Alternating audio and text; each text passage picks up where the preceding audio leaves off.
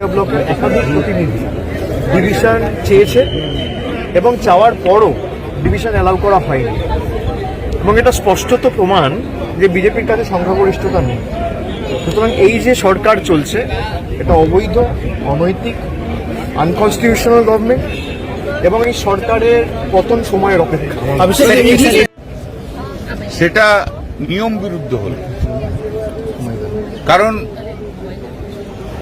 Motion move করার সময় অনেকেই ডিভিশন চেয়েছিল।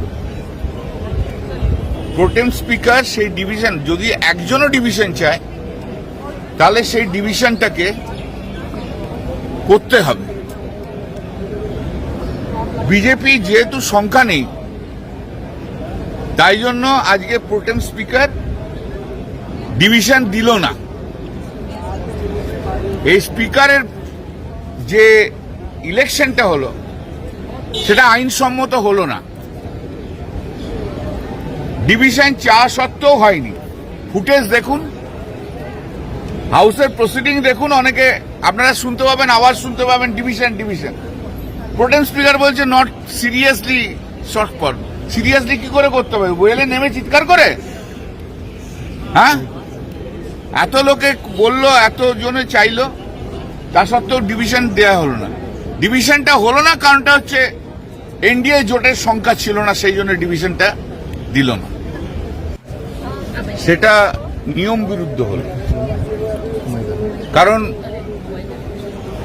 মোশন মুভ করার সময় অনেকেই ডিভিশন চেয়েছিল। প্রোটেম স্পিকার সেই ডিভিশন, যদি একজনও ডিভিশন চায় তাহলে সেই ডিভিশনটাকে করতে হবে। বিজেপি যেহেতু সংখ্যা নেই, তাই জন্য আজকে প্রোটেম স্পিকার ডিভিশন দিল না।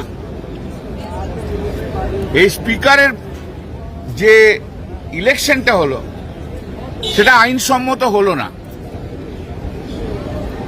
ডিভিশন চাওয়া সত্ত্বেও হয়নি। ফুটেজ দেখুন, হাউসের প্রসিডিং দেখুন, অনেকে আপনারা শুনতে পাবেন, আওয়াজ শুনতে পাবেন ডিভিশন ডিভিশন। প্রোটেম স্পিকার বলছে not seriously short for. Seriously কি করে করতে হবে? ওয়েলে নেমে চিৎকার করে? হ্যাঁ, এত লোকে বললো, এত জনে চাইলো, তা সত্ত্বেও ডিভিশন দেয়া হলো না। ডিভিশনটা হলো না কারণটা হচ্ছে এনডিএ জোটের সংখ্যা ছিল না, সেই জন্য ডিভিশনটা দিল না।